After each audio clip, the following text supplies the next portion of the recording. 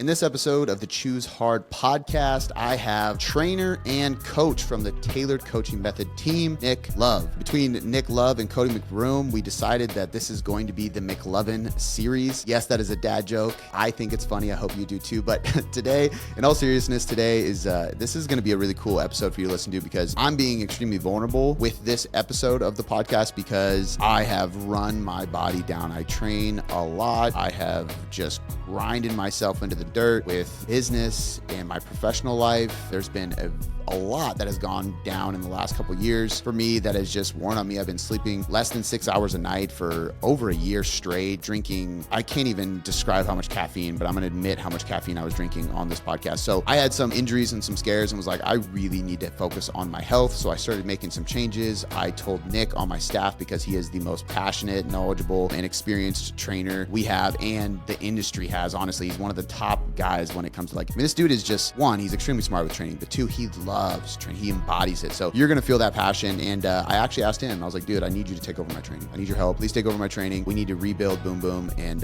he didn't even hesitate. He's like, let's go. So he's been training me. I feel amazing. And it's literally just in the first month of working together. So I'm really excited for you to listen to this because you're going to hear a very transparent side of myself and my training and what we're doing to fix these injuries I'm going through and this poor mobility and movement and honestly just overstressed, overtaxed, burn the candle both ends. Really good podcast. Two coaches connecting, talking about how to fix somebody who has really just pushed their body too far, their mental and emotional side of themselves as well too far, and just tone it down, de-stress, recover, perform better, move better. Coach Nick Love has helped me so much already, and I'm so excited for this. He's been with the team for 5 years. This is his first appearance on the Choose Hard podcast, and I'm very excited to introduce him, and I'm very excited for you to hear what he is doing to help me, because if you're somebody like me who has bad movement, you have let your health kind of slide, or you're just too stressed, this podcast can help you a lot. So without any further ado, let's talk to the one and only Coach Nick Love. The greatest things in life all start with a challenge. You must accept that everything is hard before it gets easy. Everything you want in life begins with a hard path. And we are live with, feel like you kind of have a radio show name, man. Nick Love. Yeah, and you got to have a sweet, sultry voice to do the intro. Nick Love on late night. I keep thinking of those. What was that movie? He had an afro and he was like a radio host and he was like maybe it was called The Ladies Man. Was it called The Ladies Man? I know exactly what you're talking about. Yeah. I think it was The Lady Man or something like that. You're the movie guy. You're the movie Yeah. Here. Was it like Eddie Griffin? Was that who it was? Yes, it was. Yes, okay. Yeah, so good. All right, so today's podcast is going to be pretty cool for a few reasons. One, this is your first appearance on the Choose Hard podcast, which is great. The big show. The big show. You've been on Tailored Transformations numerous times, so I'm going to link those in this podcast description so you guys can check that out. But we're going to talk about rebuilding Boom Boom. And for anybody listening who doesn't know Boom Boom, that's me. That used to be my nickname. I haven't gone by it in a while, but it sounded well. It really just flowed well with, rebuild, Boom Boom. So that's what we're calling it. But Nick is stepping in to help me with my training. So this podcast is really going to be like the way we're thinking about doing it. It's a very casual conversation between two coaches, but kind of going over, and I'll try my best to be just really transparent and vulnerable with where I'm at, the state of my health and body and such.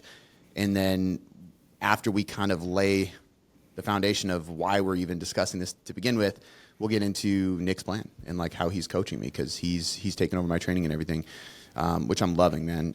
It's been so fun. So before we do, let's do a brief intro. I'll let you kind of introduce yourself. Your name has been said on the podcast numerous times. And so I'm sure most listeners know of you and who you are. And there's going to be a lot of your clients listening. But give us just like a nutshell, man, how you introduce yourself. And then I'll do my best to, because you're humble, I'll kind of add to it. Okay, my name is Nick Love. I currently reside in Montana. So I'm definitely more, I'm probably living in the smallest town of anybody on the TCM team, but I love it. And I have been in, in-person coaching for a very long time. I've owned and operated a gym for going on 12 years now, but then also been working with TCM online for 5 years now. So time has flown. I can't believe it's been that much time, honestly. But so I do a little bit of both, and that's one of the things I think, it helps me a lot working with clients online is that I have such an extensive background working with people in person as well. And I also just love to train in general, but I love to train as a generalist, right? So I do a lot of different things in my training, and it's definitely evolved throughout the years, but I've tried a little bit of everything. I like to be able to just kind of throw my hat in the ring and try new things, and, not necessarily being super competitive in everything, but just kind of stacking these fitness experiences throughout the years. And I really, really enjoy that. And I think it's something that if, we think about the clients that we work with, that's probably what they really want to be able to do is just feel good, be able to take on any physical challenge, not be held back by doing anything they want to do, hop in on a 5K or a high rocks like we did recently, right? But, still feel strong and jacked and athletic and joints feel good, just kind of check all those boxes. And I think that's kind of what led me to taking over your training too. Yeah. It's funny too, because if there's anybody who should and would crush any competitive nature, dude, it's you. Like, it's cool because you're I mean this in the best way possible. You're a freak, and but it's really cool because it's earned. Like we all know those. I can think of a couple friends of mine that were just genetic freaks since day one. Actually, we hate those guys. We hate them. They're annoying. One of my best friends growing up is that way. He's not like super jacked, but just tall and extremely good at basketball. And I mean, he was dunking before anybody when we were in like literally junior high. He's just like smashing the rim. And oddly enough, his birthday is 10 days before mine, but he's a full year older, and we were in the same class. So he's the oldest kid in our grade, and I was the youngest kid in our grade. Okay. Here I was just like short, chubby kid, and he's like this tall, lanky guy that's just crushing basketball. And but like point is there's some people that are just genetic phenoms, right? Whereas you generally love training, dude. Like you are very, very, in a healthy way, obsessed with training. And it's why you look the way you do, and why you can perform and lift the way you perform and lift. And it's, you see it, me and Kyle talked about this a little bit on a previous podcast. Cause he brought you up as an inspiration of his as a coach, which was really cool to hear. And, it's evident in your routine, in your diet, in your training, and what you prioritize, even on the road when we're all together. And if there's any excuse to, say, screw the diet and let's just have some drinks or whatever, it's then, and granted, we're all health coaches, so it's pretty damn mild no matter what, right? At our team retreats, but it carries on with you, man. And it's clear that those are your standards because you can see it in your day to day, and it's impressive, man. So it's not, when I say you're a freak to the listeners, I don't mean he's just one of those genetic guys. Like he is crushing it. But I think that should be inspiring to a lot of people, because I tell people this all the time. There's nothing special about me. Like, I was just a chubby fat kid growing up, and like I needed something, like, and I looked to, I fell in love with training just because I saw how my hard work paid off, right? If I put in the work, it was going to change my body and change my mind, obviously, a ton too. But I just fell in love with it for that reason. But I think that, especially this day and age, there's so much like more of a pessimistic view on what people are capable of these days, right? It's like people are always talking about their natural limits, and we see people, getting on PEDs at a really young age. It's like obviously not probably a good idea for long-term health, but just I think that it should be really encouraging to know that you're capable of a lot more than maybe you give yourself credit for, if you just really do fall in love with it, because that's really the only secret. You just fall in love with it, and it doesn't feel like you're making sacrifices when you love what you do. Yeah. 100%, man. It's actually what motivated me to do the vlog. As this airs, it may or may actually should be up by now. But my plan is to film a little clip every single day, so that each vlog is like a full week, and it'll start like Tuesday the 24th, and then it's like whatever, and then it'll go black, and then it's Friday, and whatever I film for the day, and then I'm gonna have the videographer out here to film training once a week too, so that's in there, but. Because I think that with business, it's the same thing. A lot of people, business owners, coaches, they see the before and afters, or they see the highlight reels, they see the cool stuff, and they don't see the consistent work in between that people are doing. And I wish that people would see that more, because in some regards, it's a reality check. It shows people, some of the stuff, it takes hard work, but also it eliminates they're just lucky, or they genetically gifted, or their setup is perfect, or because I don't have this. Because when you see all the stuff in between, you go, oh wait, like it is the same scenario. It's just that they're consistently doing this shit over and over and over again, month after month, and that's why they look the way they do or have what they have. So anyway, hopefully it kind of inspires people, because I know it has inspired me in the past to watch vlogs and see, like, okay, like there's nothing different between that guy and me.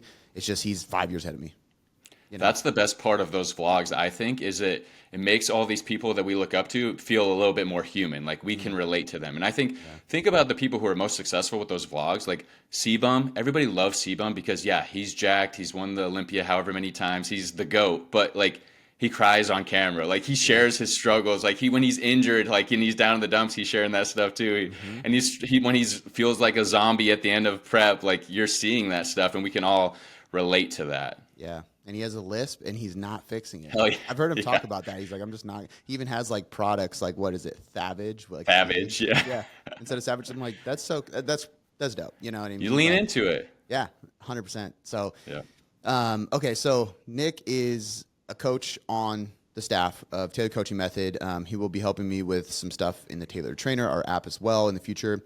And I asked him to take on my training recently because I've just been going through thing after thing, and it's really, just to kind of hype you up a little bit, Nick, from my lens, when I see it, I see, like, one, everybody knows that Nick is the most positive, optimistic, and energized guy there is. Like, you can't, it's one, that's really helpful as a coach. We know this because when you're around somebody who's positive and optimistic and always thinking forward and energetic, you really can't be sad or angry or ungrateful. Like, it's the fix. You have to surround yourself with those people. But I see that translate into training so much. Like, you're so passionate about training, which is one big, green flag, green light for me. And then next, you have an extensive background in history with multiple types of training.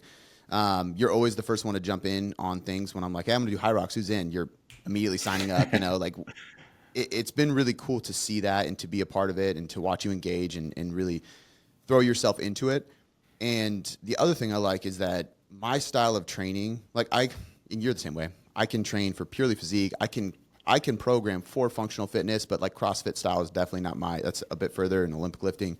But if I need to train somebody for powerlifting or, movement or sport specific or bodybuilding or whatever, I generally can help anybody, Oh yeah. But when I think of the normal people that we train and how I like to train and how, like, my quote unquote style really is, that's where performance bodybuilding kind of came about. And it's this blend of functional and performance based, like training like an athlete, but knowing you're not playing a specific sport. So it's not sport specific, it's performance based, but we really still want to look jacked, whether it's a great gal wants bigger glutes and abs, or it's a guy who wants jacked, traps and biceps. Like, it's so I've seen your programming and just from your clients, and then obviously now with mine, and it's so similar to that. Like, you do really well at programming that same way, but in your own style.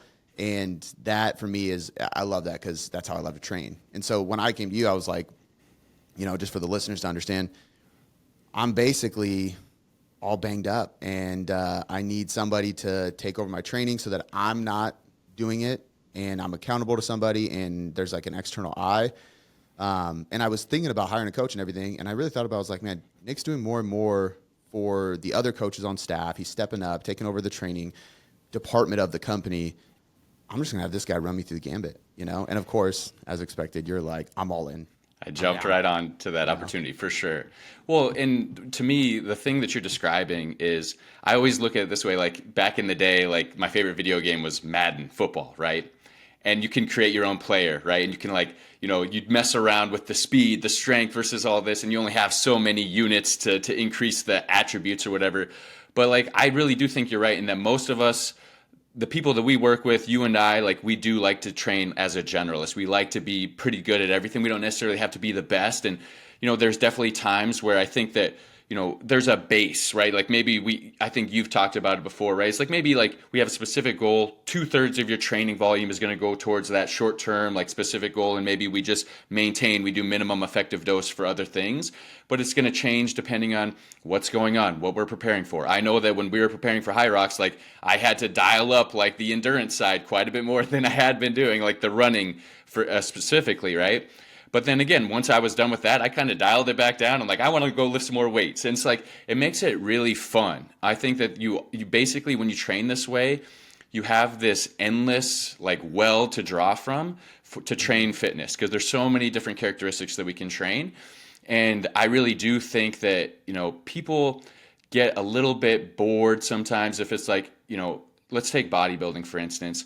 Like, it can get pretty boring to like just focus on progressively overloading this single arm cable pull, iliac pull down. And like people look at that, look at a video of that and like, yeah, I mean, that's okay. That's cool, I guess. Versus like you see a chick that gets her first body weight strict pull up ever. And it's like, that's badass. Like you just have to find the thing that gets you excited and keeps you like wanting to train hard and keep making improvements.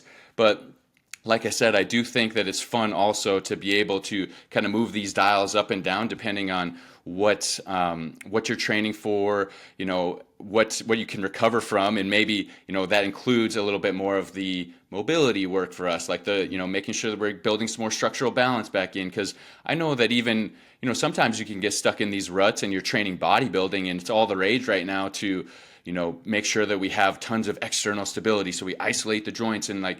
Certain point, is this backfiring? Like, is this to a point where like I can no longer stabilize under free weights or like do anything athletic? And so it's all about like the devil's in the dose, right? And finding this Goldilocks zone with everything.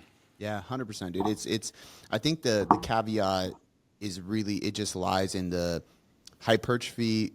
When the caveat is when somebody has a very, very specific hypertrophy goal. It's really 100%. Because I can think of, I'm actually flying out to LA next weekend as we're recording this. It'll be next week on the 2nd to help and coach and watch one of my clients compete at the Muscle Mayhem, which is one of the biggest natural bodybuilding shows in the country. And I think I'm pretty sure he's going to get his pro card. I'm pretty hell yeah. Yeah, it's been a crazy journey for him because he was supposed to go to Fargo, North Dakota like 2 months ago to compete, and not that many people fly out to Fargo from LA because he lives in San Diego, and his flight got canceled and there was no other flights and everything. So he got screwed out of it, which he was going there and he was going to compete for his pro card. And that was his second show. He did a practice show 2 weeks before. Oh man. And then he was like, dude, I want to wait and I want to get this pro card. So he literally stayed in prep for 2 extra Stayed months. ready. Oh. Yeah. My first question was like, did you ask your wife? Yeah. She's pregnant. Happy wife, happy life. She good with this, bro? But before that, he came to me over a year. This is almost 2 years now we've been working together. He was an Ironman athlete. Wow. Totally different. And he's like, I need to build muscle, dude. I just want to put on size. So we did like a mini cut and then we went into a gaining phase, but I did a lot of performance bodybuilding because he was like, I still want to run. I still want to cycle. I go on an hour-long cycle with my brother every single weekend. I don't want to remove that. It's like, dude, that's fine. And so we could blend it. And then as soon as he was like, I want to get on stage. And I was like, okay, then you have to get hyper-specific. Get hyper-specific. And as soon as he's done with this, we're going to shift again. But, to reel us back, I guarantee we'll do this again because I know we could talk shop on training. And I think people like that, to be honest with you. Two trainers just like geeking out is always a fun conversation.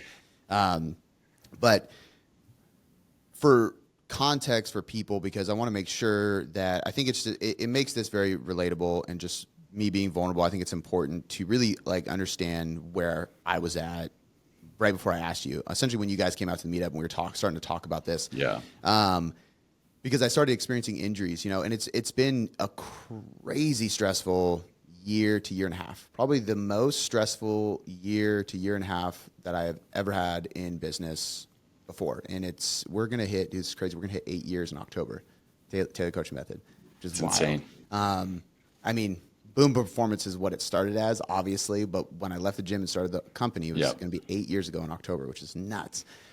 And out of all those 8 years, it was probably the hardest year and a half. And it was because the company was evolving and growing and adapting, and we were shedding skin and developing a new vision because we had to grow into something bigger than what we had visioned before. And so that meant a lot of work, a lot of sacrifice, a lot of, unfortunately, a lot of removal of things and ideas and people, and a lot of additions of those things too.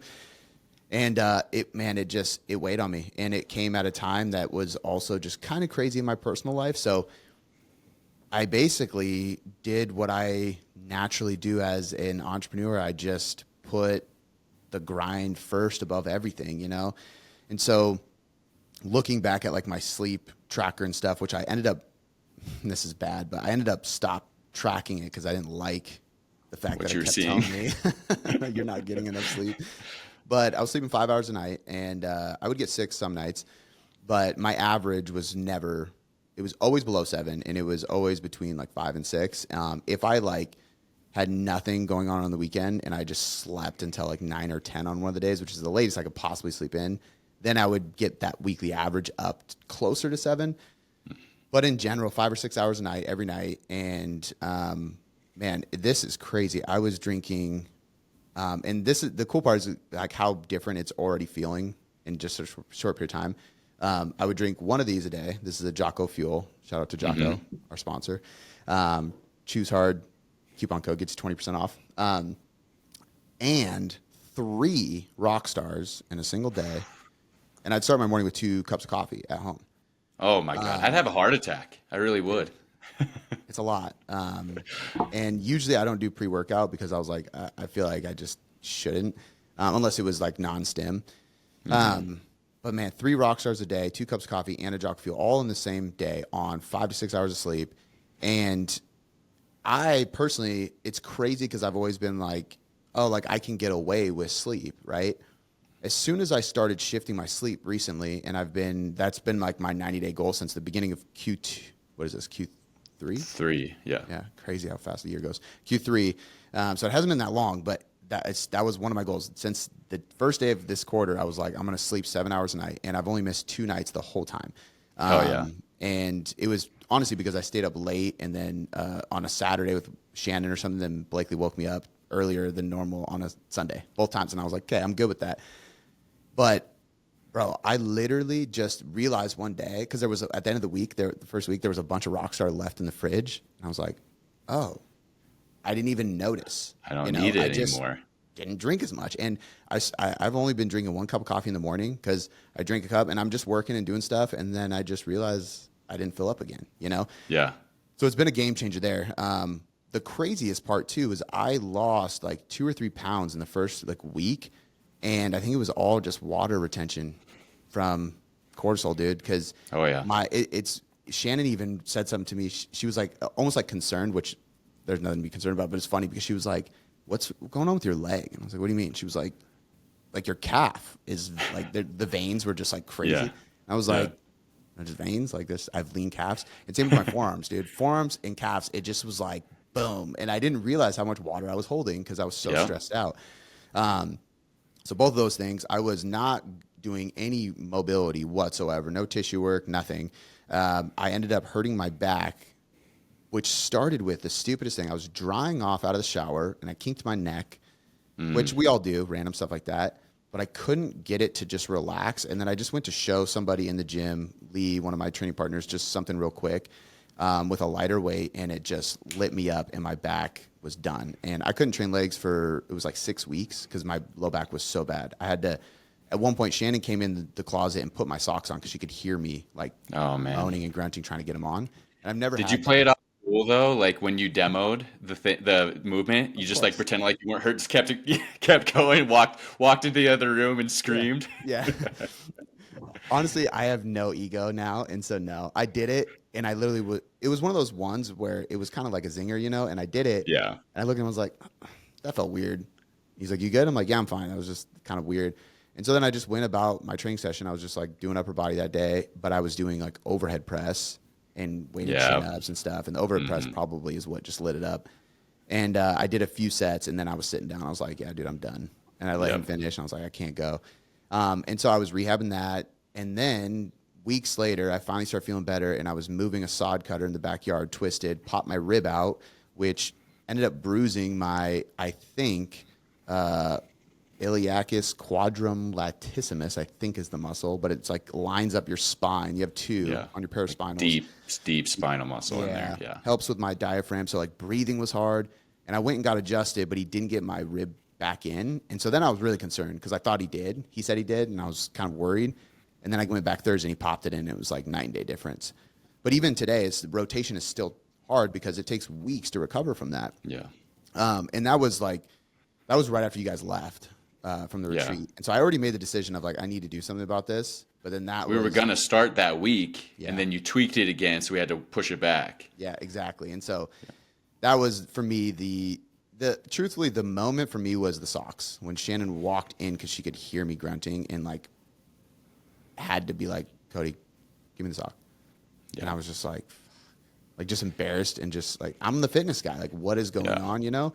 And part of it, you know, like you can't train the way I was training forever, like obviously, but I'm still like very fit. I'm 33 as of yesterday. Like I'm not old. And it's purely, I know it's stress. It's stress. It's overtraining, overworking, not taking care of my body, not doing any rehab, nothing like that. And it's just, dude, I was just running on fumes, burning the candle at both ends, and it was bad, you know, which is a hard pattern to get out of because it sounds so dumb, and I've helped so many people through this, which is why it's so hard for me to like realize or like admit, but you get in your head thinking, well, I know I need to sleep a little bit more, but I can't afford to sleep in. Like I have to wake up because I have to work, and I know that I'll be more productive, but like I have to, you know what I mean? Well, it's like the same things that are superpowers, they bite us in the ass. Like they can give us all of the great things in our life, but they also burn us if we go overboard with it, right? 100%. And it wasn't until I just said, you know, screw it. I don't care what bad result comes of this. I have to take care of my body. I have to do something. And of course, nothing bad happened, and then you feel dumb because you're like, I should have realized this before. And it's like, oh, I slept in, because I've been waking up at 6 in the morning every morning, even to the point where if we go to bed late, I'm like, I'm 6:15, 6:30. I just adjust my alarm based on when I fall asleep, moved everything out of my morning so that nothing touches my calendar until 10 a.m. at the earliest, to just make sure nothing can interfere. And then I'm very strict with the training too. It's like, I have to train at this time. Nothing gets in the way, no matter what, because for a while it would be my laptop's next to the bench and I'm doing sets and typing and working because the list never ends. That's like the hard part about entrepreneurship, but I don't know, you almost have to get yourself, and I think this is the same thing with any kind of pain, whether it's financial pain, whether it's relationship pain, whether it's physical pain, overweight, you almost have to get to that rock bottom point. You have to get to the point where it's too painful to realize that something needs to change. Because no matter what other people say, you're probably gonna be like, you don't get it, or it's not a big deal, or whatever it is. So you have to push yourself to that point to be able to realize that you need to change. You know what I mean? We always learn the hard way, right? We can, even as coaches, we give the best advice, but we still sometimes have to go through that process ourselves. But the best outcome of these things is that we do learn from it and we become better coaches by going through this, and we can better relate, like coming back around, to people going through a similar experience, right? They can relate to us and vice versa. But, you know, when we're talking about rebuilding, like, you know, it all comes back. Like, you can't do anything until you get that SRA curve figured out, right? We stress the body, we recover from that stress, and only then do we see adaptation. So it's like we can, you know, keep adding that stress, like, but we're just going to be spinning our wheels. We're going to be doing a lot of hard work, not really seeing it pay off, and just digging ourselves into this really deep hole that if you are not adding in the sleep, number one, but, you know, nutrition, stress management, all these de-stressing activities, you're not going to be able to dig yourself out, and eventually you are going to hit that rock bottom. But again, the first priority was you setting this 90-day goal of getting your sleep back in place. That kind of balanced out this work rest, this stress recovery, dug yourself out of the hole, and now we can start to rebuild. Yeah. But again, so many people spend a lot of time like, what should I add to my program to, you know, help me get pain-free or to like make better gains? It's like, brother, we need to pull back. Like we need to focus on what you're doing at home with the sleep stuff. So yeah. I'm glad you touched on that first, because it really is number one priority. Yeah, and this is like the double-edged sword. Well, not in a bad way. I don't mean there's two sides of choose hard, right? Because initially when the hardships started happening in my life, choose hard was grinding, was sacrificing some sleep, sacrificing some workouts, sacrificing what I have to do. But at a certain point, you just can't do that for too long. And choose hard becomes this. Choose hard is me setting my alarm later. And some people would hear that and be like, choosing hard to sleep more? Like, come on, bro. Like, sleeping in is amazing. One of two things. Either one, you're either wired different, and I am in many ways. But two, also, you have this layer of scarcity and anxiety that if you don't go and do more and keep grinding and build and create, everything's going to burn. And it's very, it's a feeling. It's not a fact, but it's very difficult. It's choosing hard is ignoring that feeling to focus on the facts, and in some areas of life, it's very easy for me to do that. With work and grinding and stuff like that, it hasn't been the easiest this last year or two. Now it's becoming easier because I don't hesitate to set my alarm later, especially once you start. And this is the thing too. Once you start feeling results, you're like, okay, there's the fact you need. Proof is in the pudding. Exactly. And it works. So, but yeah, so I've been sleeping more. I've been lowering my caffeine. I have been doing a little bit more of just me stuff, which actually is hard to find fun stuff to go do to disconnect that isn't physical. Yes, I know. Shooting guns was about as close because it still is physical, but it's not going to crush your body or your recovery. But finding stuff in time to just, create space and just chill and do that has been a really big one. And then mobility, which you're programming. So I'm doing the mobility you set up, which we'll get into here in a sec. I foam roll every day before I train, but some mornings I try to get on there, especially right after my injury. I was doing that a ton, just basically just putting all my weight on a lacrosse ball and breathing was such a relief. So doing a bit of that. What else? And then the rucks, 30 pounds, weight vest or backpack every single morning, which for those listening, you don't have to go buy a fancy rucksack if you want to do this. I literally took some weight plates from a vest, put it in the laptop slider of my bag, rolled up 3 towels and shoved them in there so it fills up.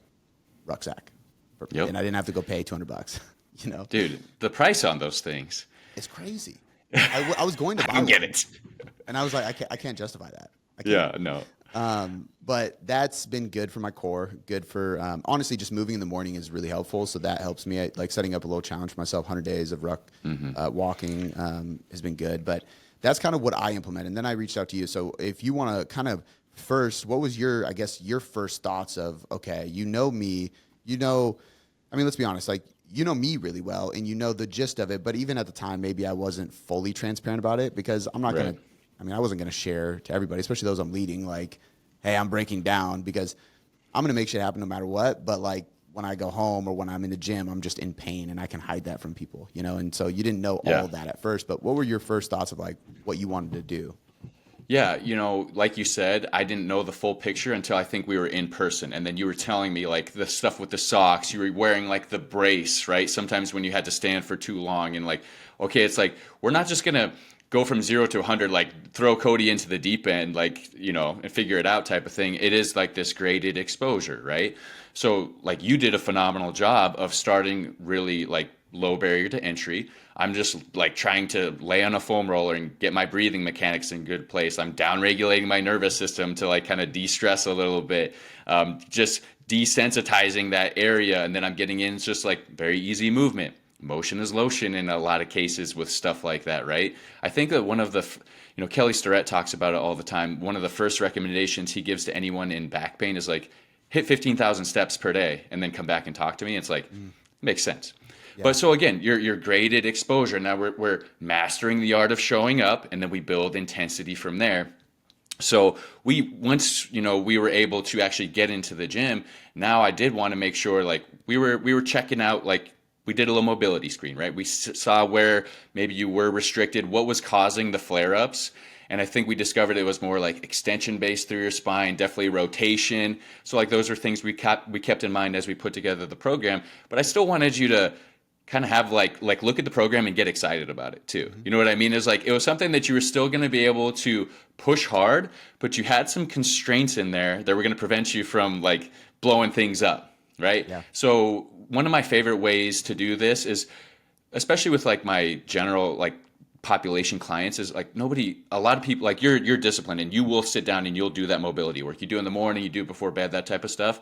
But most of the time you do have to sneak it in. And I find that the warm up is the way to sneak it in. So we take what we're looking at from the mobility screen. We just try to like sneak it into the warm up, and even some of the things I'm doing with you, like we're working shoulder rotation. But one of the things that you mentioned specifically was like, oh, we're doing the dumbbell Cuban press. So yeah, I'm working my shoulder rotation, but I'm also getting a pump, right? Just little things like that make it a little bit more enjoyable.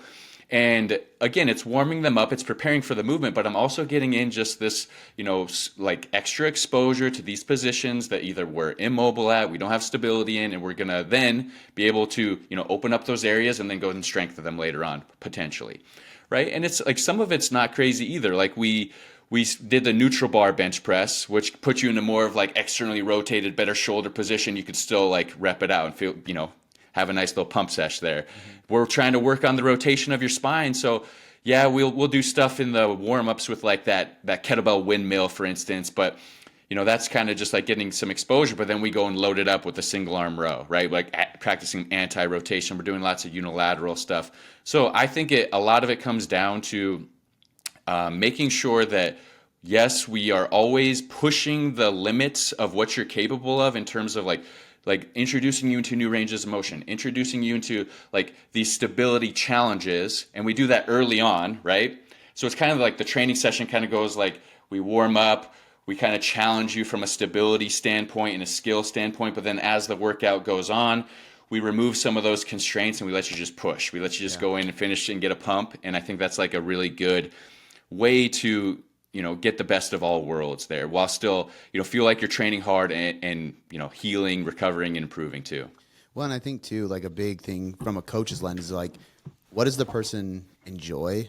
How do I make whatever we have to do a little bit closer to what they want to do? Yes. Like you mentioned the Cuban press thing. And I literally said to you, I was like, dope, I love these because I get like a gnarly shoulder pump. But I've used that as like a pump exercise at the end of a upper body day, so I got excited because what I like training. If you're going to put like super dry mobility, I'm not going to be fired up about it. So it's like, how do we get the person to be consistent, especially for somebody who, like I went through enough pain to where I could look at it and be like, I don't want to do this shit, but I'll still do it because I don't want to experience that level of pain anymore. And I'm accountable by the fact that I run a company and I have a team and we have members. Like I have to be in great shape.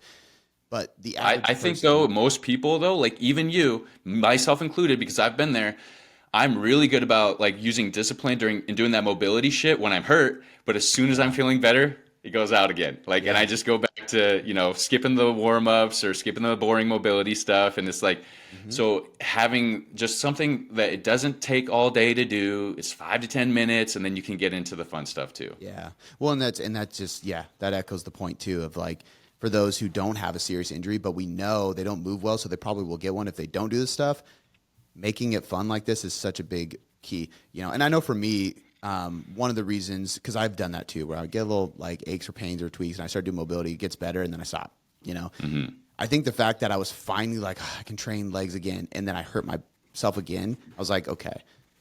And it was not like I hurt the same thing again. I hurt something completely different that's like kind of related, I guess. Like it's my trunk, But I'm like, okay. Something's got to change. There's too many things going on here. But one thing that I really enjoyed, am enjoying with your programming, and that I think you have to do this sequencing right, and you have to choose the right stuff, is the explosive work, right? And it's nice because I like training that way. So the fact that I can still do jumps and sprints and stuff like that, which usually would be hard, but a few things. One, you are doing it in a sequenced way to where I'm not going to hurt myself. And even again, like starting with that warm up mobility and focusing on stability and stuff, it also exposes where you compensate. Cause like even that kettlebell windmill, I haven't done that in so long, bro. Went to do my, my left arm to the floor. Great range of motion, hand floor, everything. And I'm like, cool. Go to do the other side. And I was like, oh, no, it's not. I'm like not even getting my hand to the floor. Right. Like not even my fingertips, And that's a big difference. So when you challenge in that way, especially with a competitive person on a unilateral or a rotation-based something where you can see a polarizing difference side to side, it immediately made me go, I can't ignore that. Like I have to work on that, because if I'm doing anything, especially like a bilateral movement with heavy load, and I compensate, that's how an injury is going to happen. That's how injuries have happened to me. It's always been because of that. And I know that's partially why you're doing it that way. But does that make sense? That's the goal. Yeah, no, that's the goal, right? Is that the training ends up becoming the assessment, but it's a daily assessment. You're seeing like, okay, where am I at today? And you can you build a lot of body awareness when you start to pay attention to these things. And then, well, because you put in all this work leading up to it, now you know what warm-up drill you need to do to kind of like make sure your hips are rotating before you go do that bilateral squat, so you don't, mess things up. But again, I think that the goal is, like we said, it's graded exposure. Like at first it's like much more like entry level type of stuff, but over time we're spending less time with that, less and less time warming up and like getting more into the meat and potatoes type of stuff that also becomes your assessment, but it becomes your mobility work. It becomes your accessory work, right? Like if I'm, there's no better way to improve your mobility than to get into those end ranges of motion under load, right? Because so many people will spend a lot of time static stretching, and there's a time and place for that, right? Where it's going to downregulate the nervous system and you're just going to get some, just cool things off a bit.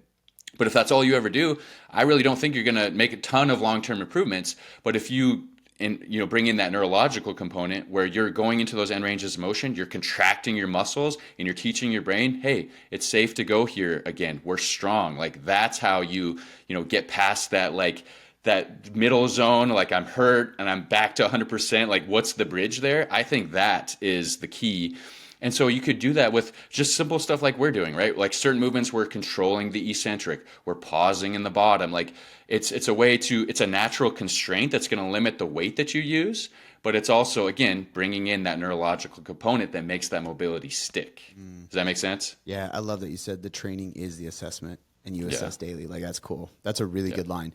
Also, it makes me think of, and like this is not me like talking shit about FRC, but a lot of times people will get injured or whatever, and then they go do something like FRC and become Gumby, and they're just like obsessed with movement and mobility and stretching.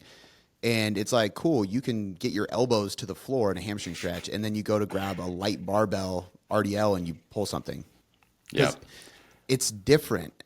Like you can't just focus on stretching your hamstrings without load, because that doesn't prepare you for loading your hamstrings. Which if you even think of like function, like even in life, like any type of movement, right? Like a perfect example, and probably the most functional thing is picking up stuff from the floor. If you are super mobile in your hips, your hamstrings, all this stuff is flexible, but you don't ever lift something heavy off floor in the gym when you can control where the weight is, how the load is positioned, how you're positioned, how you grip the bar and all that stuff to actually like prepare and create stability going into it, you're going to go pick up a case of water bottles off the floor and pull something in your back, and it doesn't matter if you can bend over to get it really easily, but once you go to lift it, then what happens? 100%.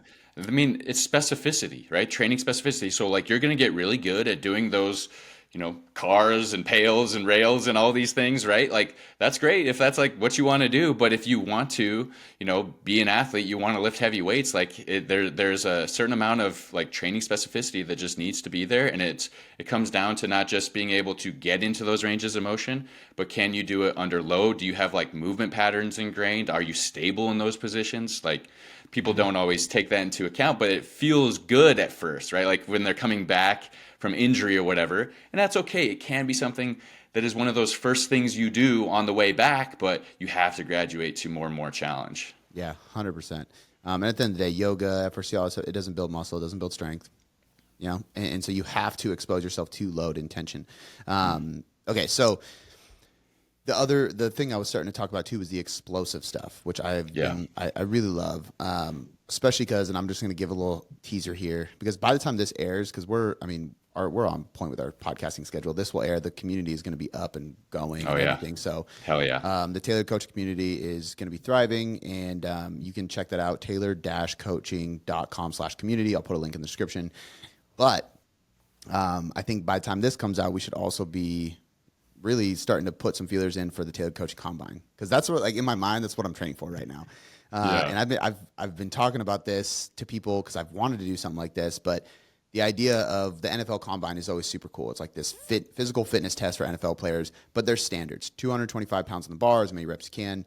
That's great, but that doesn't show relative strength, and that sets a certain standard and bar that not everybody can enter into.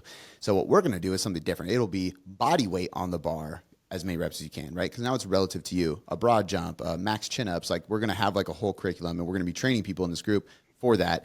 And so if you're listening and you're in the group and you don't see it yet, you will see it very shortly, because this is our accountability. But me and Nick have already been talking about this, so I would be shocked if it's not in there yet. And if you're not in the group, go get in the group. It's going to be amazing. This is our tribe. I'm creating a cult. That's the goal. But it's we were joking that it's also going to be the man test. Like, at a certain point, if you can date our daughters, right? If you can get through this guy. Honestly, though, it's the best way to look at, like, okay, you have to have muscle endurance, strength, explosiveness, regular endurance, because we're going to do some kind of like 1 mile run or something, you know? But anyway, as I'm going through the program, one of the things that was really cool on the first lower body day that I was really excited for, but also nervous about, especially for the next day. I had sprints, the ramp up sprints, seated broad jumps, which surprisingly I've never done, which Those is are odd fun. to me. I've done seated box jumps, but I love the seated broad jumps, dude. I love broad jumps in general and bounding and all that stuff. But both of those in the same day, then followed by a front squat, which, man, my adductors were on fire the next day, in a good way, just because I was doing really deep, full range of motion, and I haven't squatted like that in a while. The walking lunge and Spanish squat was brutal, but that's another good example of, like, we're working unilateral, and then you're putting me into an exercise that, one, I have no weight with that, just body weight, but after the lunges, heels elevated, Spanish squat, I have the gnarliest pump in my quads and kind of in my glutes too. And before that was the Nordic ham raises. But these are all exercises that really are helping my range of motion, helping, like, forcing, like a front squat, for example. You have to brace so much and hold your position so much that I'm training my core in a way that's going to help me with this injury. But I'm also building my quads, which is one of my goals, you know? So, dude, such a good job of putting in the things that I want, but making it done in a way that almost fixes what I'm going through without me realizing that we're fixing what I'm going through. That's the goal. And you don't even, like, somebody could look at that program and just be like, that's a sick day of training. You know what I mean? Yeah. But, like, really, there are constraints in here. Like, if we were to break it down, like, we're looking at, like, I had you sprinting, but we're on the air runner, right? So the air runner has that little curve, right? So that's naturally going to shorten your stride length a little bit. It's going to make it a pseudo, like, kind of incline sprint, which is a little bit easier on your body too. Most people, when they pull a hammy, for instance, out of nowhere, it's because they're overstriding. So we're shortening that a little bit. That's reducing some of the impacts by being on a treadmill. The heels elevated front squat, right? Like, we are making sure that, like, we put that constraint in place that probably your core is the limiter. Like, I know that you could put, when you're completely healthy, put more weight on your back and do back squats, but, like, we're going to make sure that, like, that's the constraint, so that, yes, you're able to push really hard, but we are still kind of limiting you a little bit from, just trying to give you too much too soon. And then when we're thinking about stuff like that, nasty walking lunge into the Spanish squats, yeah, some of it's just like meathead shit. Like, I want you to feel like you're, did something nasty at the end. But, like something like that Spanish squat is, most people do not get into that deep a range of motion with the knee flexion. But then at the top, you're at full shortening of your quads. Like, that quad contraction you get at the top when you're pushing against the band. Like, for people that struggle with any sort of, like, jumper's knee tendonitis, stuff like that, and you don't have, like, access to leg extension machine and whatnot, like, that is money. So yeah, I think it's all about, just sneaking in some of this corrective exercise that doesn't feel very, it's not something you would see, like, on, watching YouTube videos of people in these PT clinics and doing these fluffy exercises. Like, we're making improvements, but it's fun, and you're training your ass off. I want to point something out too, that I think, two things, because this will be helpful for people who are not coaches that are listening and understanding the value inside of somebody taking over your training, basically. One, for example, the running, the sprinting, it's, most people would go, I can't run. I'm injured. I did this. I can't do this, but sometimes that's the case. So I'm not saying if you're injured, you could still do it. Be careful. But it's the same thing. I have bad knees. I can't squat. No, you don't squat well. And that's why you have bad knees. It's not, I have bad knees, so I can't squat well. It's like, no, you don't squat well, so you end up having bad knees. But we can change the squat type, the way it's loaded, the way you're positioned, the way your stance is. And now all of a sudden you can squat. And what we used to do with people in the gym, I don't know if you've ever done this in-person clients, but somebody would say like, I can't squat. And we'd be like, okay, let's hold the kettlebell, let's try. And they have terrible squat form. They lean forward or they don't get deep. And I'm like, okay, cool. Let's go up to the wall. I want you to lay on your back and put your feet up on the wall and get your knees in a 90 position. And sometimes they can get their knees, their chest, back flat. Perfect. And I was like, this is a squat. So you just can't load the squat, which means it's not your legs or hips or anything. It's your core. It's your instability. It's something else that is preventing you from squatting properly while standing up. Because position-wise, I can get you there, you know? But anyway, the amount of depth you went into there with the assault runner is a really good way to explain what I'm talking about too, because it's like, okay, if I went and sprinted on flat, I'm going to have a bigger stride. I'm probably going to have honestly, who knows how my stride form is going to be, especially as fatigue goes, because if I'm on flat, that's one thing. If I'm on incline, that's one thing. If I'm out on the streets, it could change depending on where I'm at in my run.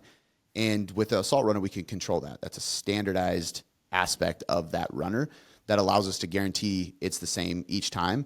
And I'm not going into that big hip extension, which is actually cool too, because you put it for 5 seconds. So it's like really just like you get to almost top speed and then you're done, right? And then done. Yep. But if anybody's ran on a assault runner, when you're doing it for 5 seconds, you are at the front of it and you're doing smaller runs. But as you go and you probably get a little bit more fatigue, you're closer to like 10 seconds, which would still be a full sprint. You're more towards the middle of the assault runner and you do have a longer stride. Yes. And there's more hamstring activation. But you stopped me from even getting there because every time I'm almost there, 5 seconds is up. And I actually didn't even think about it while I was doing it until afterwards. I was actually, one of my training partners was here doing it with me and I was watching him. It like clicked because he was kind of trying to figure out how to use the thing. And I was like, right. This makes sense. Well, it's so powerful because that's where you get the most buy-in from a client, right? That client who's telling you, I can't squat, you show them like, you know, whether it is going from the wall and like, oh, see, you actually can do this. And then you give them like a squat press out or whatever. That's what gets them coming back forever, right? Yeah. But also I do think that like knowing, you know, we want just the movement ability, right? Like so often the way people will start to just make their training world smaller and smaller every time that they experience like a little tweak, right? And that's a dangerous place to be because then you do start to be the guy who, okay, I can't run anymore. I'm just going to be doing like machines or I'm going to be walking. Okay, I can't do free weights. I'm going to machines. And then it's just like you do less and less and it has to become more and more externally stabilized for you to feel like you can do anything. And then you have to leave 3 in the tank. Nope, now it's 5 in the tank and just keep stepping back. And we just need movement variability. We need so that I think that means that you need, you know, just graded exposure to these things, whether it is, you know, sprinting, but doing it in a way that's safe. So like maybe for someone that's even worse off than you, it's like we're doing sled pushes, right? Same thing. We're slowing you down. Like we're just trying to make sure that we don't turn into this person that, you know, by the end of their their life, they're just shuffling around, right? Like they're the person that's just kind of like, you know, like sliding their feet forward and back and shuffling like this. Like they don't they can't rotate anymore. They can't like bend over. Like, you know, to me, that's really, we're just trying to keep all these movement options open and available to you because that's what's going to make you more resilient. That's what's going to allow you to continue to train for the rest of your life. And that's what we're all shooting for. Yeah. Well, and dude, like I was listening to, and look, these are pro bodybuilders, so they're okay making this sacrifice, but 100%. That's the difference where, you know, creating external stability so that you can lift heavier is a very good hypertrophy principle. Because if I hold onto a rack and press, I can load it up more and I'm going to build more muscle. But if you only do that ever all the time, that's where you potentially run into issues. And I think that you can have, like, if somebody's goal is muscle growth and they just want to make sure that they still stay functional, you just have to blend this in. Going back to the 2/3 rule you mentioned, 2/3 of it can be that way, but give yourself 1/3 of the function. But I was listening to this podcast. It was with Mike Israel and a couple other guys. This is a while back. And they do like this funny rapid fire at the end. And it was about wiping your ass after like taking a crap. And dude, like they were literally talking about how hard it is to wipe the butt. And he was like, I have to go from the front. And I'm listening. I'm just like, no. what? And it was just because they're so muscular and so unfunctional, but they're pro bodybuilders. They make money doing this. This is their goal. Mike Israetel is a scientist of hypertrophy. All he cares about is growth. So it's like, but if you're not doing that, don't allow yourself to get to the point where you can't wipe your ass. Exactly. I was like, yeah, that is crazy. But okay. And then the second point I was going to mention is that with the sprint and even the Spanish squat, the front squat, it's like, this is why, and I understand this isn't always the case, and some people have to adjust on the fly. And like in the Taylor Trainer app, there is always a substitute. Usually it's because of equipment. It's not because the problem is that if I go, hey, I can't front squat today because of God knows why, what can I do instead? The app, it's not going to be like, if you have back issues, do this. If you have it's just, it's leg press. This person doesn't have leg press. It's back squat. It's a squat pattern. It's quad dominant. Like it's going to switch like that. But with individualized coaching, that's where like the leg up is, because if somebody goes, it's a squat pattern, I'll just do a leg press and they hurt their back, or like, I'll just do a box squat or a Smith machine squat or whatever, and I can't hold it in the front.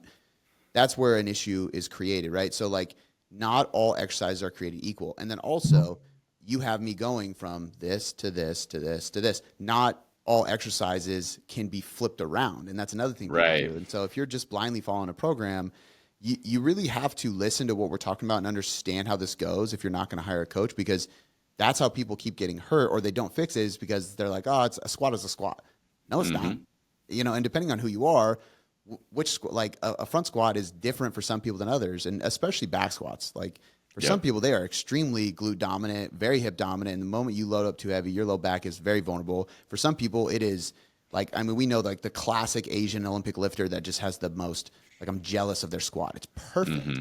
Part of it is it anthropology? Is that where limb anthropometry? Anthropometry. There you go. Yeah. Their torsos are typically kind of long, and then they have short legs with perfectly evenly distributed between femur and tibia. And so it's like an accordion. They sit right into it. But if you get a lanky guy with a long spine and long femurs, or short spine and long femurs too, not going to go well. That's me. Like I squatted low bar for so long, and then I started getting into Olympic lifting, and I would go and try to catch a clean, and my butt would just shoot out the back because I had no strength in my quads to catch it upright. And it took me so long to like re-ingrain a squat pattern where I was focusing on full knee flexion and using my quads and making it more knee dominant. But again, people don't even think about these things. Like when I was growing up, it was like, throw more weight on the bar. The more, the better. No matter how it gets done, I'm moving the weight from A to B, right? And so, did everybody do low bar with you? It was like a football thing? Yeah, pretty much. Because like, and I don't know, once I remember the day that I learned it, one of these coaches was just like, oh, move it down to here. And then I did it, and it just naturally fits my body. Like I can squat like so much more weight, and then it was like there's no going back now. So, but again, it was something that did lead to my knees getting really beat up throughout the years, and something I did have to unlearn, and now have a more more knee dominant type of squat, because that's truly why we're squatting, right? Yeah. Like if you make everything a hinge. Like I was low bar back squatting, I was deadlifting, I was like leaning forward on everything. So again, it's just like you said, a squat is not a squat. Not every movement is going to accomplish the same thing with every single person. But one thing I did want to touch on is that the idea of this anthropometry. My daughter Beatrice, she has the exact anthropometrics that you mentioned, like long torso, short femurs and stuff. I'm like, she's going to be such a good squatter. She's going to be way better than me. You're like, yes. Oh, that's so good. I haven't looked, like all little kids can squat regardless. Like, they just never complain. So I haven't actually like taken a look at Blake and been like, how was your squat pattern? What are you going to do? But she's tall for her age. So yeah. She probably, she takes after Shannon for sure with body type. So she's probably going to have pretty long legs and be pretty tall for a female, which I've also noticed that a lot of females have, especially when they have long legs, they usually have shorter torsos. Like me and Ariel were actually measuring, like she walked up to me, we're measuring our hips next to each other, and her hips sit way higher than mine. Interesting. I'm taller, but it's just women maybe have longer legs. I don't know. I know I think there's like 13 different hip structures across, and there might be more now. This is something I learned years ago, strength training stuff. So who knows what we've discovered now, but I know that there is, I can't remember what, is it Q angle or something like that of women is always going to be different because of reproductive nature. Yep. So, but that's another point, is like not every squat is the same. it's even with how you set up, right? Like yeah. for so long, it was always toes forward for everybody, right? But now we know like people's hips are structured differently, and someone to have enough space to get to full depth, they might have to be toed out, right? Like just Yeah, another example. you can't, like what I always tell people is don't look at the floor, walk up to the bar and then look down and see where your feet are. Like that's going to be your first sign of probably what's natural. Talking about Shannon again, my wife, she's pigeon toed. So if I was like, point your toes out, she would be doing like a huge rotation. So Yeah. she could probably go straight and her knees and hips are actually going to be in a good position to externally rotate. She's Yeah. hypermobile though. So it's like, you could just like fold her up. It's ridiculous. Okay. So, any other things you want to touch on before we start to wrap things up on the training side? And then I have a general question I want to ask you about just, me asking you to do this and all that stuff. But like any other things that you feel like we haven't touched on that we should? I would just say that we do have some conditioning built in. That was one thing that we were, because, talking about the combine and things like that, we're still going to get in some of that aerobic work, but this is another piece that when I am programming conditioning and especially aerobic work, it gets really boring for a lot of people. Yeah. So I really do try to make it as fun as possible. And like we're still in the early stages of this, but you can get really sexy, honestly, with some of the conditioning stuff. And we're doing what we call MAP intervals, where it's like maximum aerobic power, right? So it's like, it's still sustainable work, but it's not just me zone 2 conversational pace on one machine the whole time and like falling asleep type of stuff. It's like we're moving from station to station. Like we have you going from the rower to the air runner to the echo bike. And it started off with, 30 seconds on, 30 seconds off. And then we're transitioning to longer and longer durations, longer intervals each week. But the constant goal is sustainability. So like say we do, 10 sets of 30 seconds on, 30 seconds off with each station, if I hit, 150 meters on set 1, I want to try to hit that every single time, right? So it's like, while it's sustainable, towards the end of the workout, that RPE is getting higher. But again, you're teaching your body to be able to sustain that effort and repeat it. And that's really what you're kind of just hovering underneath that red line the whole time. And so I think that's really what does push that up. Great for stuff like high rocks, like we trained for before, is like one of those things where you're constantly moving, you're going to different stations, you're trying to just stay right below that red line. I think it's really good for stuff like that, but it's also just fun. It makes a 30-minute conditioning session go by a lot quicker than if I was just going to spin bike and cruise. Yeah. And the truth is too, is like when we think of general health, especially for somebody like me who really did have to kind of check himself and be like, okay, I got to pay attention to this shit. It's going to be more conducive to improving your health than high intensity intervals are, and this is one thing people forget when they're doing strength training and they're going to add cardio in and they want to add high intensity cardio because it's sexy and they want to push. Yeah. And I'm like, hey, so when you put a heavy bar on your back and you do a squat, how long do you think you're squatting for? It's like probably 30 seconds max, but usually like 10, maybe 15. Mm-hmm. I'm like, okay, and then you rest for quite a while so you can do it again, right? Yeah. Okay. And right after you put the bar in, your heart rate's through the roof, right? Yeah. Okay. So what is a high intensity interval? It's the exact same thing. And More so the same. If we're doing strength training, which is primarily anaerobic, and then we do high intensity intervals for cardio, but it's anaerobic, we're using the same exact energy system, which is also very fatiguing and stimulating of your nervous system. Whereas aerobic training is going to be below that red line, but keeps inching that red line up, like you said, and it's more oxidative, it's more aerobic. Cardiovascular health is going to be better. It's actually going to help you improve your recovery between reps and sets and all that stuff in those training sessions, because your recovery is based on your blood cells pulling in oxygen, right, as you train. Well, we need to do that to counteract all the heavy anaerobic stuff we're doing. And to your point, it can be boring. And to me, the only way it's not is to do it exactly how you programmed it, or if I'm going outside and I'm running a longer distance, but that is more wear and tear. And if you're not in a healthy state like I am right now, like there's been a couple mornings where I'm like, man, I really want to go and run, but I know I want to be fully, my hips and low back want to be great, because that's just, like 1 mile is like, I don't know, 1,600 steps or something like that. That's 800 hops on each ankle joint and hip, like, ooh, so I look at it like, aerobic base and bodybuilding. That's kind of like the base of everyone's program, right? It is. But then you sprinkle in more stuff on top of that. So it's like, we added in sprinting for you, so it's kind of the other end of the spectrum from the conditioning spectrum, right? But then people love to spend time in this middle zone where it's like that middle zone that's like a lot of CrossFit stuff, right? The crazy intense intervals, and I love that stuff, believe me. But I've definitely learned throughout the years that you just need small doses of that stuff if you need it at all. Most people don't need it. But if I'm going to do it once or twice a week, great. And I still enjoy that stuff, but it's definitely not needed. And just this, you have to realize the effects that's going to have on everything else in your training program. And it's the same thing with lifting. It's like bodybuilding is the base. We want to do more, we want to sprinkle in powerlifting. We want to sprinkle in Olympic lifting or more mobility type stuff. I think that's great, but it's we kind of start here and branch outward from just bodybuilding and aerobic base work. It's so good. Yeah, it really is. And it's funny, I want to point this out because people can't see the program, but it's 5-second sprints at the beginning of a training session, which is we're being explosive here. And there's, I think it's 3 minutes rest? Yeah, I am very, when we're sprinting like that, I am very, I make very sure that we're not making it a conditioning session, right? Exactly. So it's and that's my point. Yeah. 5 seconds max effort sprint, 3 minute rest.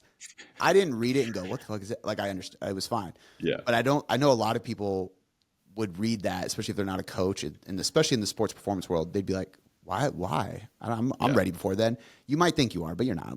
Give yourself time, because and that's one thing I'm paying attention to week right now, because I want to add in another day, because right now we got 4 days of lifting, 1 day of conditioning. I want to add a second day of conditioning eventually, but I want to go out to the field and sprint. I miss doing that, man, and pulling out. I mean, I have the I don't have the parachute anymore, but I have the sled pull. I have the one for the bands. I love doing that stuff. And we used to do real sprint drills and conditioning, and it's so fun. It's so fun. Dude, my hips couldn't take it right now, but yeah. When I was in high school, do you remember Nike Spark, this company? Oh, yeah. Dude, we had the whole setup. I asked for it one year, in high school, and we my brother and I, we would get the whole a ton of our football team together, just put together workouts on our own. We're going out to the fields. My mom, God bless her heart, I'm not going to tell the whole story, but she would come out there with me, and I would be running, and she'd be attached to a bungee behind me, resisted sprints and stuff. That's my childhood. I love that stuff. So, but that's what I'm talking about is if we can get back to doing those things, it just makes training so much fun again. And it honestly keeps us young. That's huge. Yeah. I mean, even as a dad, I sometimes see stuff that is just terrifying, with I mean, it sounds crazy to go this route out of nowhere, but abductions and crazy shit. And I'm every day I go out in public with my daughter, it's not I'm taking her into places where I gotta be overly concerned, but we had people in our area actually in stores stalking mothers and daughters and stuff, so for that reason, to me, I'm I'm going to look around everywhere I go and be I got to be faster. And now granted, my body's not 100% healthy, but I know it's capable. If I had to, I might be hurting afterwards, which is fine. Your body would rise to the occasion. It would. And then I'd hurt later. Yes. But I want to make sure no matter what, I can sprint, I can lift, I can jump, I can throw, I can fight. I don't need to be a pro boxer, but you're not getting through me to get my daughter, end of story, and that's it sounds crazy, but for any parent, you should be thinking about this, because there's a lot of moments too for moms, when it's just you and the kid, and it's are you going to be able to fight for that life, and hopefully you just never have to, but why not be just lethal and prepared? Don't be an easy target. Make sure that they feel safe when they're with you. Yeah. Yeah. Which is such a cool, you're going to see this more and more, dude. The age, Blakely's still in that age. I don't know when she stops, and I'm not excited for it to stop, but they just literally think you're a superhero. It's the best thing. I can't wait. It's so good, dude. It's so amazing. I've heard her over saying to the neighbor, my dad's the strongest guy in the world. And it's the most amazing thing ever. I'm not the strongest guy in the world, but to her, fuck yeah, I am. Guinness World Book of Records holder. Yeah, I'm crushing it. But anyway, okay. So last question I have for you, man, is really just it's, what was the feeling or reaction when I asked you, and when you got the responsibility, let's say, because in some scenarios you would think the boss is asking me to do this, you know, like, and it can be like this, like, oh shit. And some people might think that, and it could be a little bit like that. Don't get me wrong. But I also think that the way our team is and how close we all are, I'd like to think that it's not as much that as it is excitement, because it's, I don't know, it's not a pressure, if that makes sense, because we're so close. 100%. My wife, Ashley, literally just asked me this the other day because she knows I've been programming for her, because I told her I was pumped about it. And she's like, doesn't that feel weird? Are you like a little nervous, like programming for your boss? And 5 years ago, I would have been. In fact, I would have been like, I don't even know if I want to touch that. But like you said, like our team is so tight. And to be honest, like it's a big testament to you with how open you are, like you being real, like a lot of the stuff that you're sharing with me about like your struggles and stuff like that. One, like, you know, just in life, like we will have conversations about real shit. And whether it's training, whether it's the business, whether it's like family stuff. And, you know, I just think that we become such a tight knit team that honestly, I didn't have a second doubt. Like I like jumped at the opportunity. One, because yeah, I do love this shit and I want to like prove my worth to you, of course. And, you know, just hopefully help other people. You know, that was a big part of it too, is like we said, like we become better coaches by going through these injuries and coming back and better relating to other people. Well, it's the same thing. I think it's a cool insight for other people listening to this. So like, this is how it works. Like Cody is literally the client. He's putting himself in the client's shoes. And like, we are all, everybody on the team has such a white belt mentality that we are all willing to learn from each other. We are all willing to like say when we're struggling, when we need help. I know I that's one of my toxic traits, is like not asking for help enough, but it's like, I feel so much more, you know, able to do that with the community, like the tight knit team that we've developed. Yeah. Great answer, man. And I'm glad to hear that, because that's how I want it to be. I think that there's a side as the business, like the owner and the founder is like, show no weakness and like nothing, you know, nothing can impact you and affect you. But I think that's just like so inhuman and just unrelatable. And I think at the end of the day, I've talked with Ariel about this. As long as I know the team has confidence in my ability to lead no matter what, like, and if anything, it's like, damn, he'll run himself down before he lets us down, you know? Oh, like, yeah. Yeah. And so because that's really all that matters. But if I'm also able to be like, I'm going to make sure we're always going to crush, everybody's going to be good, but also like I could use some help over here. Like, you know? Yeah.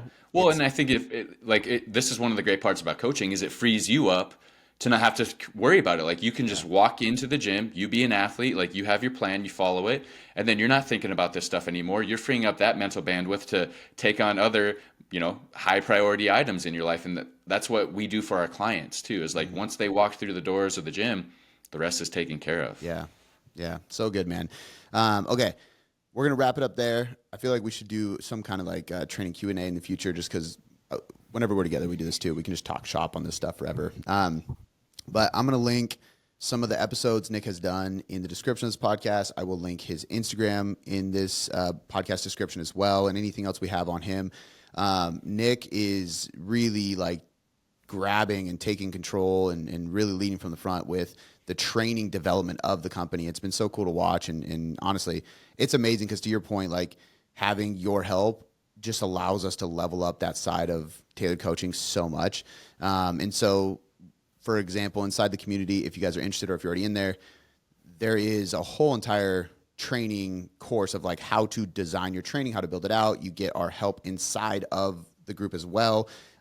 We haven't, as we're recording this, by the time this airs, it'll be in there, but the mobility assessment is so amazing. So that's going to be huge, because if you're relating to anything I'm talking about, you're going to be able to use this form and assess yourself and figure out what you need to do about it and have a plan that is actually going to help you fix and work on the injuries, even if it does require some boring mobility. But it's going to get you uninjured. So anyway, I'm going to link the community. I'll link Nick's stuff in the podcast description. And man, like, sorry, we went over, which I guess we should expect, over an hour. But thank you for spending the time and talking all things training, man, and for helping me rebuild my body and getting where it needs to be. Of course, dude, it's been a blast. I think that if people want to hear more of these training-focused episodes, we should make it a regular series and call it McLovin. McBroom, Love. Dude, it works perfectly. McLovin. I can't believe that. How did we never think about this before? It's actually funny how, like, even the last names on this team, now we have McLovin, and then we have two Johnsons that both start with a K. We have two KJs. They're not related. This is too good. Too good, man. Okay, so the McLovin series may be in the near future. Stay tuned for that. And as always, if you guys like this podcast, do us a huge favor. Go leave a 5-star rating review. Share this with somebody. It's completely free, and there's a lot of people who need this help. So do us a solid. Share the show if you like this stuff. Otherwise, we will catch you guys next time. Thanks for tuning in.